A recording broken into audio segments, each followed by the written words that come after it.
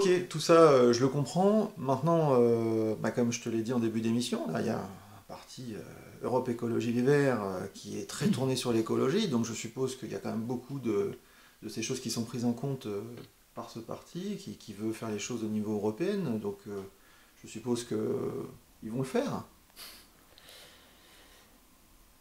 Ouais, alors en fait, ce qu'il faut bien comprendre, c'est l'idéologie dans laquelle l'Europe se place. C'est vrai pour l'agriculture, mais c'est pas que l'agriculture. Mais sur l'agriculture, ça a une conséquence principale, c'est qu'on n'est pas dans les petits papiers de l'Union européenne. Quand tu Je dis m'explique. on c'est qui? C'est L'agriculture. la France? Ah Non, oui, l'agriculture. l'agriculture. Mais la France, du coup, avec, parce que la France est une grande puissance, était une grande puissance agricole. Elle est encore, mais comme je t'ai dit, elle exporte un tiers de ses, de ses productions. Donc voilà. Euh, L'Union européenne, donc dans sa logique, c'est bon, c'est une logique ultralibérale, ça aura échappé à personne. Hein. La PAC d'ailleurs le dit elle-même, la politique agricole commune, elle a trois objectifs. Hein.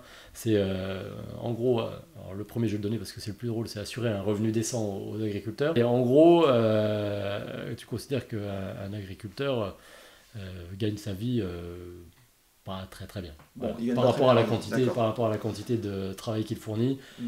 Mais on va dire, tu vois, je peux te donner des exemples concrets. Un agriculteur qui fait un bâtiment de poules pondeuses, Mm. un bâtiment de poules pondeuses plein d'air qui fait 60 000 poules, avant amortissement du matériel, parce qu'une fois que le matériel est amorti, c'est un peu différent, ça va se tirer entre 1500, 2000 euros de salaire, voilà, net par mois.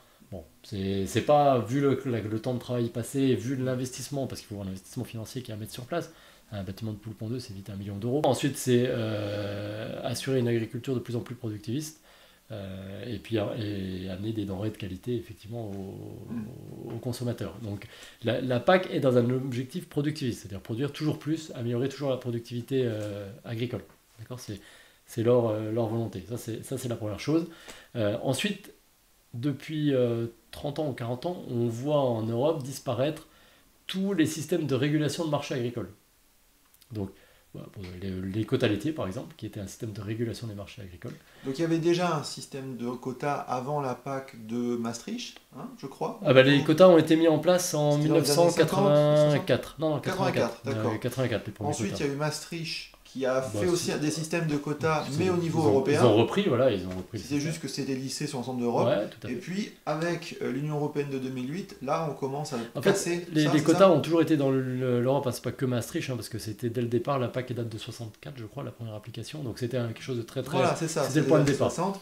Et puis, Mais à partir de 2008, c'est là où on commence à avoir un tournant. et ça, le On commence tournant à casser tout. libéral, en fait, de dire Le marché casse doit se gérer ce tout système. seul. C'est pareil pour tout ce qui était prix d'intervention, stock stratégique. Qu'est-ce que c'est etc. un prix d'intervention? Bah, c'était à un moment donné, en Europe, il y avait un prix d'intervention sur plusieurs produits, c'est-à-dire à un moment donné, quand le marché baissait trop, à ce moment-là, C'est l'État qui devait c'est payer, l'État, même si ou c'était pas l'Europe, je ne sais rentable. plus comment c'était géré, mais qui intervenait pour acheter des produits, pour remonter le... Donc c'est l'inverse du quota, en fait.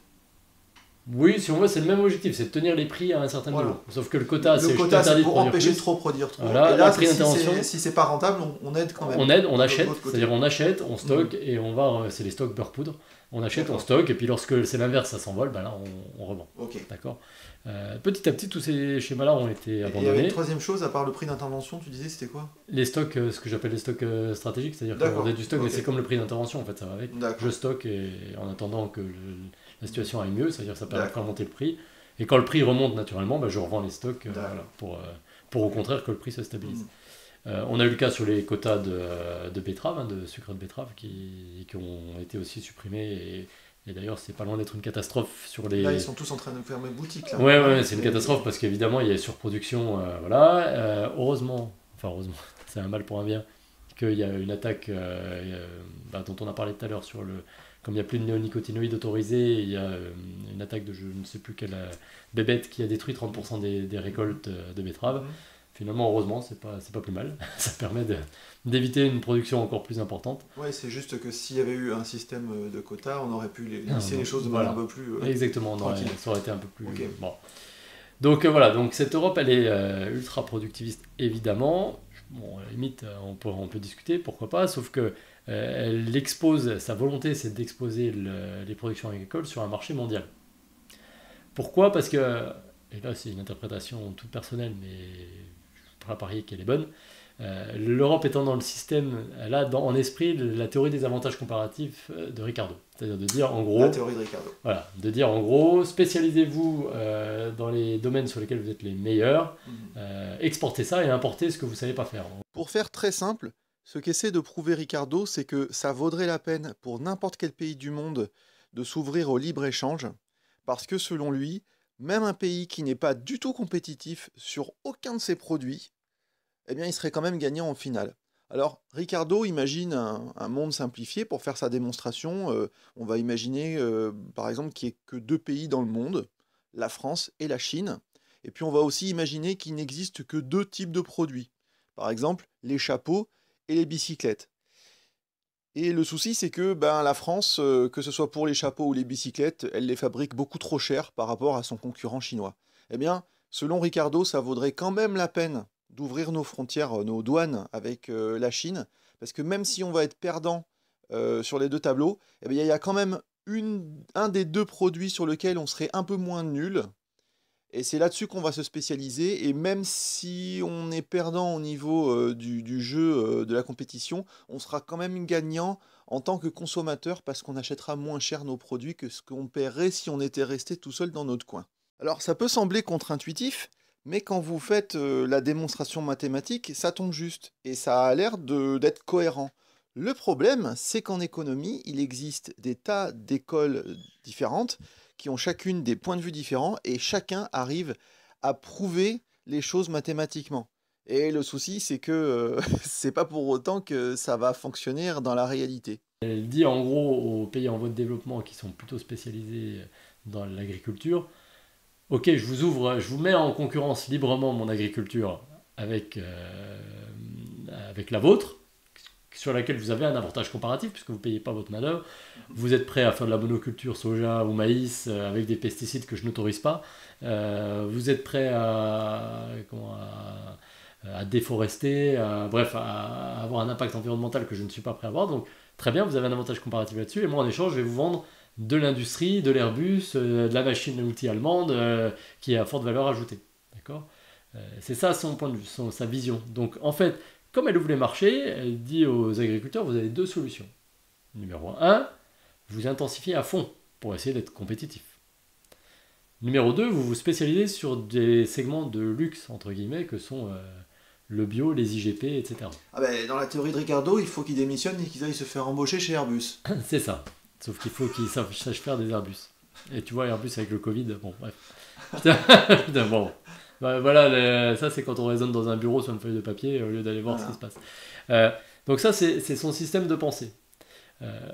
En Allemagne, ils ont dit pas de problème, on va faire de l'industriel. Et ils ont fait des grands abattoirs, ils ont fait des grandes exploitations, ils ont fait tout comme ils savent faire à l'allemande.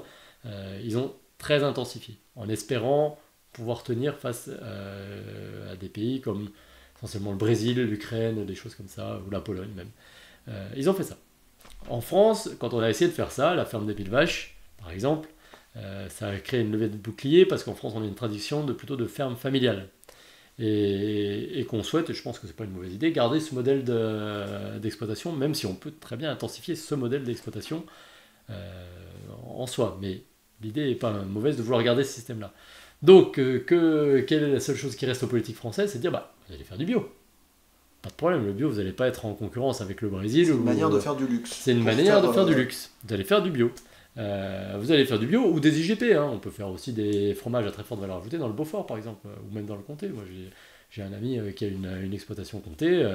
Avec 25 vaches, il vit très très bien. Mais le lait n'est pas payé ce qu'il est payé dans une exploitation grande consommation. Voilà. Donc c'est pour ça en fait que, par exemple, les verts poussent ou vont pousser les éleveurs vers le bio. C'est pas parce que fondamentalement ils se disent c'est la solution d'avenir. Ils se disent que s'ils veulent garder des éleveurs qui ne soient pas complètement soumis aux 4 vents de la mondialisation, ils n'ont plus que ce choix-là. Je pense qu'ils ne se rendent pas compte que derrière il y a 2 problèmes. C'est qu'un jour ou l'autre, nos Airbus, les autres sauront les fabriquer. Je n'ai pas de doute là-dessus.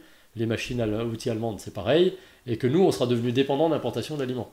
Non, mais il y a aussi un autre problème. c'est que ça marche tant que les gens sont prêts à acheter du bio. Si demain on a moins d'argent, Ben, en plus, tu soulèves ça, on est d'accord. on va arrêter d'acheter du bio si on n'a plus de fric pour en acheter Mais du on est bio. bien d'accord. C'est-à-dire Donc, qu'en plus, si on considère que le bio, et je suis désolé de parler comme ça pour les gens qui sont très portés sur cette industrie, on estime que quelque part c'est une industrie du luxe. Là, on va bientôt rentrer en récession, on va voir qui aura les moyens encore de manger du tout à fait bio. d'accord. Mais il n'y a pas besoin d'aller très loin. Moi, je peux te donner les chiffres. Il y a 20 ans, non, mais même un peu plus, 30 ans, la France était autosuffisante dans sa consommation de poulet, industriel, je parle. D'accord. On n'a plus voulu faire de poulet industriel, enfin, ou très peu. On a voulu faire du poulet label, qui est aujourd'hui extrêmement consommé. En fait, quand tu achètes un poulet en consommation entière, c'est souvent du poulet label que tu achètes, d'accord. Mais le poulet, il s'en vend pas que en entier, il peut se vendre à la découpe, ça peut se vendre dans les plats cuisinés, etc. Que les gens achètent aussi. Aujourd'hui, 50% du poulet que tu manges est importé essentiellement de Pologne, de Brésil et d'Ukraine. D'accord. Parce qu'on est rentré dans ce schéma-là. On a dit, bah ok, très bien, moi je vais me concentrer sur la production de poulet label, c'est vrai qu'il ne s'en fait pas ailleurs, pour l'instant en tout cas, et ça représente peut-être que 50% du marché, mais tout le reste, bah, c'est important. Donc, nous ne sommes plus autosuffisants en poulet, par exemple. dans la logique de l'Union européenne, ça semble compliqué. Ah ben, c'est dans la logique de la PAC telle qu'elle est définie dans l'Union européenne et dans la logique on va dire, économique de l'Union européenne, je ne vois pas comment on va pouvoir arriver à conserver notre production agricole au niveau auquel on en a besoin, d'accord. Et y compris, je ne parle pas que pour nous, parce qu'il faut quand même qu'on garde un peu de production, comme je te l'ai dit, pour exporter, notamment par exemple sur des pays du Maghreb où on sait qu'ils auront besoin d'importer quoi qu'il arrive des céréales, des choses comme ça, qu'ils ne peuvent pas produire mécaniquement chez eux par leur surface. Il va bien falloir qu'on les nourrisse aussi un peu. Et ben, je ne vois pas comment on va pouvoir, dans cette logique-là, conserver notre souveraineté alimentaire. Elle est en renégociation, au passage, la PAC. Bizarrement, on n'en entend pas trop parler. Tu vois, c'est étonnant parce que c'est quand même majeur, mais c'est assez discret. D'ailleurs, au passage, le budget de la PAC est en renégociation et beaucoup de pays essayent de le faire baisser. Donc on risque d'être un des grands perdants de ce dossier-là. Pourquoi ils veulent le faire baisser? Parce que comme la Grande-Bretagne est sortie de l'Union Européenne, il faut trouver de l'argent quelque part. Comme personne ne veut payer plus et que personne ne veut recevoir moins, à un moment donné, ça coince. Voilà. Donc on risque encore d'être mal en point là-dessus. Mais en gros, effectivement, cette histoire de paysans qui doivent entretenir le paysage, aujourd'hui, on va de plus en plus rendre les aides PAC, par exemple, non plus conditionnées à de la production agricole, mais conditionnées à des services environnementaux. Mais tu vois le changement d'état d'esprit, qu'est-ce qu'on attend d'un éleveur? On attend qu'il soit quoi? Qu'il soit un paysagiste, ou on attend qu'il soit un producteur de ressources? Ouais. C'est ça la question fondamentale. Enfin, moi, je me mets à la place d'un éleveur ou même d'un céréalier.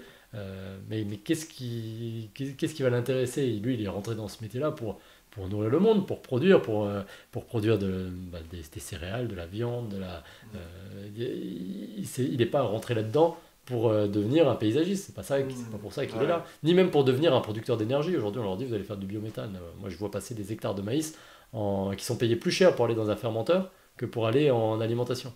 Est-ce que c'est intéressant, le biométhane? Tu vois, sur quel point? Ça dépend sur quel point. En termes de rentabilité, par exemple. Ah, pour les éleveurs qui se lancent dedans? Ouais. Aujourd'hui, oui, il y a des installations de biométhane qui sont très rentables. Mais c'est rentable à cause des subventions, ou est-ce que c'est réellement rentable? Non, c'est évidemment, il y a des aides, il y a des choses comme ça, mais c'est aussi rentable parce que le prix de l'énergie, enfin de la bioénergie, est payé cher. Aussi pour ça. Mais la question, c'est pas est-ce que c'est rentable économiquement parlant, la question est est-ce que c'est intéressant pour le pays de passer des hectares de maïs dans des biométhanes, dans des méthaniseurs, parce que c'est ce qu'on fait aujourd'hui, plutôt que de donner ce maïs à manger quelque part et d'en faire autre chose. Ouais. C'est ça la vraie question. Donc a priori l'Union Européenne va pas trop nous aider à ce niveau-là. Non, elle nous aidera pas là-dessus. Alors du coup, que faire? Tu veux nous parler peut-être de ton activité politique? Oui, que faire? Si tu fais le constat que l'Union Européenne va appliquer une politique qui n'est pas conforme aux intérêts de ta nation, si tu fais le constat, en outre, que tu ne pourras pas changer ça, d'accord, parce qu'aujourd'hui, si on voulait changer cette politique, il nous faudrait de l'unanimité au niveau des pays européens. Et les Allemands nous aiment beaucoup, les Polonais nous aiment beaucoup, mais ils n'ont fondamentalement pas les mêmes objectifs que nous. Donc si tu fais ce constat-là, la seule chose qui te reste, c'est de dire, bah, écoutez, en bon terme, mes amis, moi je pense que vous nous emmenez vers la catastrophe, donc laissez-moi sortir. C'est ce qu'ont fait nos amis britanniques. J'ai pas l'impression que leur agriculture se casse la figure en ce moment, c'est pas l'impression que ça me donne. Donc je crois qu'il faut faire la même chose. À un moment donné, il faut aller au-delà et dire, bah, maintenant, écoutez, je reprends mes billes, et puis je vais construire l'agriculture dont je pense qu'elle servira le mieux les intérêts de mon peuple. Donc toi, tu es devenu un militant du Frexit. Complètement. Donc on peut en reparler un petit peu pour conclure. Ouais. Donc tu es rentré à l'UPR. Mhm. Tu étais rentré à l'UPR, donc le parti d'Assolino, quand? Eh bien, écoute, en 2000, juste après la présidentielle, donc c'était fin 2017 ou début 2018. Avant ça, tu avais déjà fait de la politique un peu? J'avais un peu fait de politique. Avant ça, j'étais un européiste convaincu. Tu veux nous dire chez qui t'étais? Ouais, j'ai fait un passage au Modem. Un Modem. Et qu'est-ce qui t'a fait tilter sur la question européenne? Bah, ça a été essentiellement les débats présidentiels, avec le discours de François Asselineau et puis les présentations des articles, etc. Et après, beaucoup de recherches à la fois sur Internet et dans les livres. Des livres, par exemple, d'Emmanuel Todd, typiquement. Donc, ce sont des livres, moi, qui m'ont mis la puce à l'oreille, on va dire. Et voilà, et à partir de là, à un moment donné, tu sais, quand on quitte le rêve européen, c'est pas de gaieté de cœur, quoi. Je veux dire, à un moment donné, on se dit, on y a cru, on dit voilà, puis à un moment donné, on se dit bon, c'est difficile de devoir admettre qu'on a pu se tromper pendant longtemps. Ah ouais, complètement. C'est très difficile de se dire. C'est pour en parler. Oui, tu vois, on est deux au moins. Voilà. C'est difficile de se dire à un moment donné que ce qu'on pensait possible, finalement, il faut s'arrêter là, il faut arrêter les frais. Tu sais, c'est comme au casino, tu mises, mais tu sais, souvent les gens disent, bah ouais, mais j'ai misé, mais je vais doubler ma mise pour essayer de me refaire. C'est la technique par laquelle les gérants de casino gagnent de l'argent, c'est que plus tu mises, plus tu perds, et plus ça coûterait cher en termes émotionnels d'accepter que tu as tort. Exactement. C'est pour ça que tu vas y laisser ta chemise et tes clés de bagnole. Exactement, et c'est un peu pareil. Il y a un moment donné, il faut stopper les pertes, comme on dit, et puis dédramatiser, et puis dire, c'est pas grave. On va pas se taper dessus avec les Allemands, les Anglais, les Polonais pour autant. Non, mais c'était une jolie idée sur le papier. Faut le reconnaître. Donc, tu es passé par l'UPR. L'année dernière, non, en début d'année, pardon. Tu étais sur la tête de liste Brigné.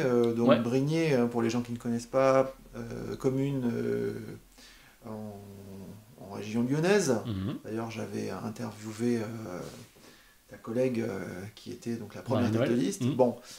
Évidemment, les idées européistes ont du mal à percer, donc ça n'a pas transformé l'essai, on va dire. Les idées anti-européistes. Tu as quitté l'UPR. Ouais. Tu l'as quitté. Tu veux nous parler un petit peu comment ça s'est passé? Non, parce que je l'ai d'ailleurs pas complètement quitté. J'ai encore la carte est encore en cours de validité. J'ai pas démissionné officiellement de l'UPR. Non, je me suis mis un peu en retrait de l'UPR, mais c'est pour des raisons plus de choix stratégiques qu'autre chose. Je ne renie pas les thèses de l'UPR, d'accord, qu'on soit bien clair là-dessus. Après, je ne suis pas forcément d'accord sur la stratégie poursuivie. C'est-à-dire pour la prise de pouvoir et pour la façon de procéder pour accéder au pouvoir et pour arriver à obtenir ce Brexit. Mais cela dit, sur les thèses en tant que telles soutenues, je souscris à 100%. Après, on peut avoir des accords ponctuels sur certains points, mais sinon, sur le constat sur l'Europe et sur le constat sur l'Union européenne, je ne renie rien. D'accord. Et alors, du coup, au niveau de la stratégie, qu'est-ce qui ne va pas et qu'est-ce qu'il faut faire autrement par rapport à la vision d'Assolino?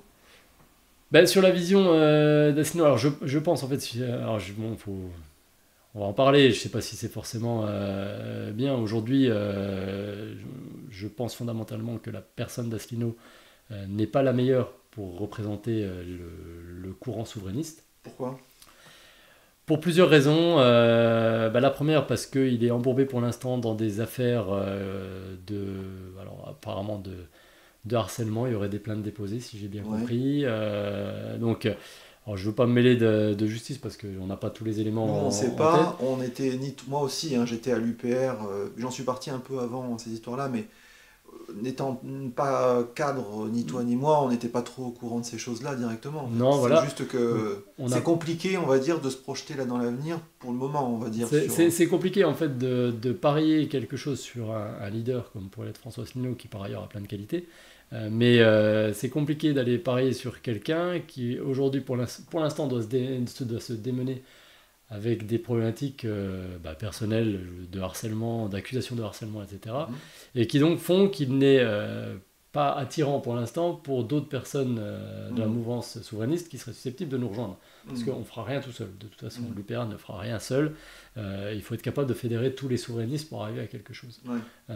Et pour ça, il faut une personne qui soit consensuelle. Et pour l'instant, dans l'état actuel des choses, François Asselineau n'est plus consensuel. Donc si elle n'est plus consensuelle, ça ne veut pas dire qu'elle ne le sera pas à l'avenir. Si les accusations, les plaintes sont maintenues, déposées, et qu'il y avait demain un acquittement, un non-lieu, etc., elle pourrait le redevenir.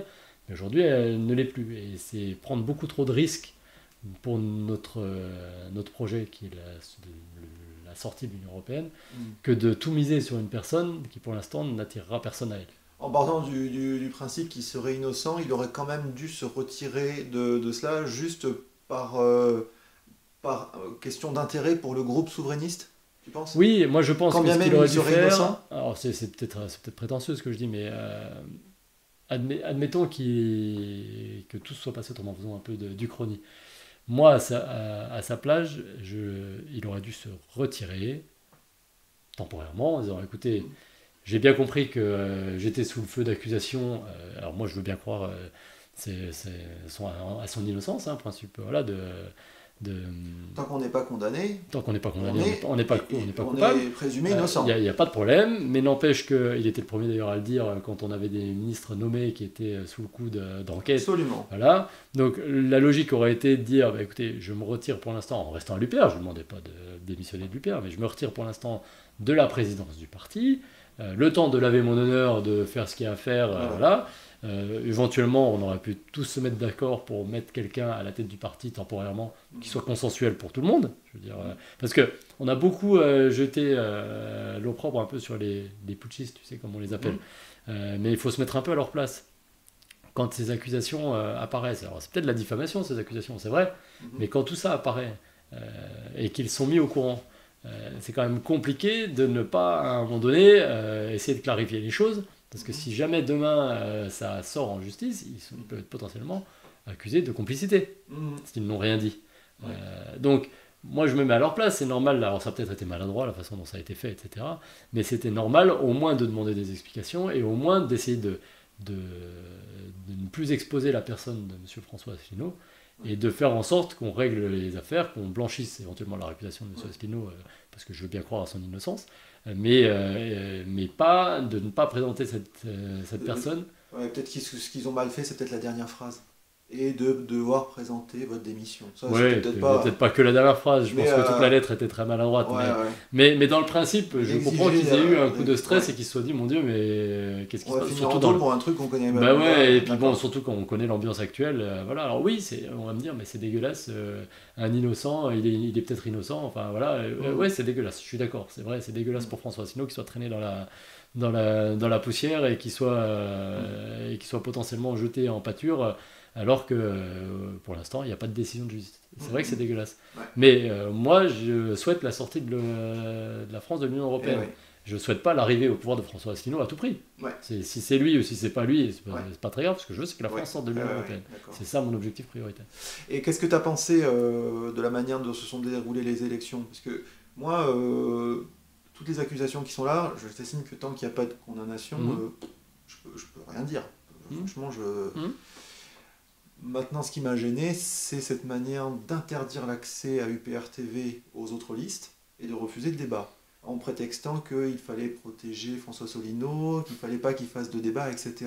Et c'est là où je me suis dit non, moi je suis désolé, mais là, ça ne passe pas. Oui, non mais, sur cette façon de faire, enfin, comment dire, il a joué son rôle de politicien.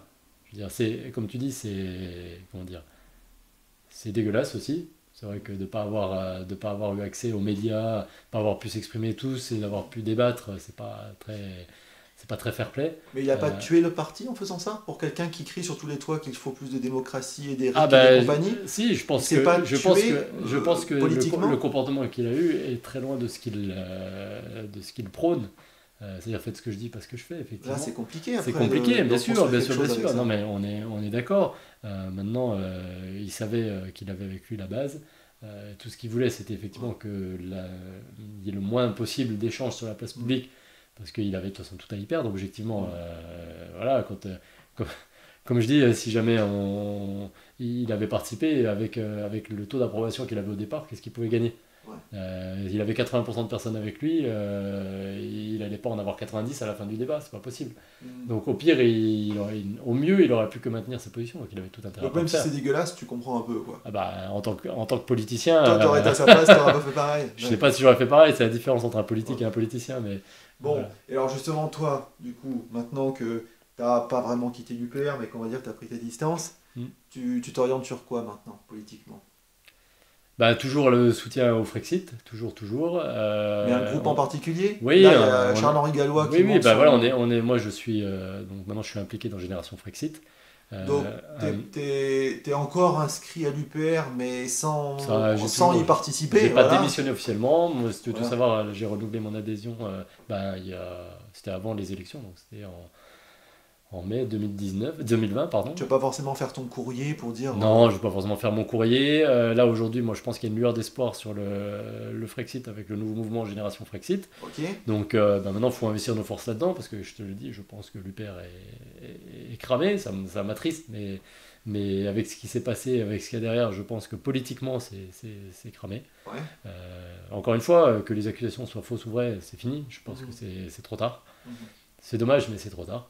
Donc maintenant, il faut poursuivre le combat, il faut essayer de rassembler autour de nous. Et on pourra beaucoup plus rassembler dans ce mouvement Génération Frexit autour de Charles-Henri Gallois, qui est une personne qui rassemble, ça c'est clair. Tous les cadres de l'UPR, enfin une grande majorité des cadres de l'UPR ont rejoint ce mouvement, donc c'est un mouvement qui est structuré, qui est en place. Et ben maintenant, il ne reste plus qu'à poursuivre l'aventure et puis à tout construire. Aujourd'hui, on est vendredi, combien? 28? 28, ouais. Je crois que c'est aujourd'hui même que Charles-Henri Gallois présente officiellement la création de son Ouais, parti, tout à fait. en même temps qu'on est en train d'enregistrer. Lancement officiel, donc je vous Ok. invite à suivre tout ça, c'est en direct sur Facebook, je crois, de mémoire. Ouais, En on Facebook mettra le Live. lien. Voilà, donc je vous invite à le suivre et puis à nous rejoindre. Et puis Ok. on espère cette fois pouvoir fédérer autour de nous, comme disait Michel Onfray, les souverainistes de gauche, de droite et d'ailleurs. Ouais. Donc voilà. Et un dernier mot pour la fin, toi personnellement. Donc toi, tu t'étais présenté là. C'était la première fois de ta vie que tu te présentais Oui. cette année. Oui. Tu vas faire quoi Non, ensuite? c'était pas la première fois, non, pardon, j'avais Non. fait des élections avec Ouais. le Modem à l'époque. Par exemple, là, tu penses par exemple te présenter au sénatorial l'année prochaine? Oula, tu me demandes des choses assez Tu sais pas un peu encore. loin, j'en sais rien, je sais pas quelle sera la politique du mouvement sur les Ouais. élections. Ce qu'il y a de sûr, c'est que je pense que la prise du pouvoir se fait à travers les élections, ça c'est clair. Après, est-ce que ça doit être moi, est-ce que ça doit en être d'autres, peu importe. Il faut des représentants qui aient envie du pouvoir, ça c'est clair. Ok. Alors j'espère qu'on en aura, et j'espère qu'on sera structuré pour le faire, mais ça j'ai pas trop de doute sur le principe. Très bien. Bon, tu voulais rajouter quelque chose? Eh ben écoute, non, je dirais juste aux gens, ne vous laissez pas abuser par les discours politiques. La réalité est souvent beaucoup plus compliquée que quelques lignes sur un programme. Waouh, super. Merci Firas, ce fait un Ouais. plaisir. Et Moi aussi. puis voilà, très bien. Bah, écoutez, si cette vidéo vous a intéressé, n'hésitez pas à lâcher un pouce bleu, vous abonner, mettre la petite cloche et diffuser la vidéo sur les réseaux sociaux. Ciao! À bientôt.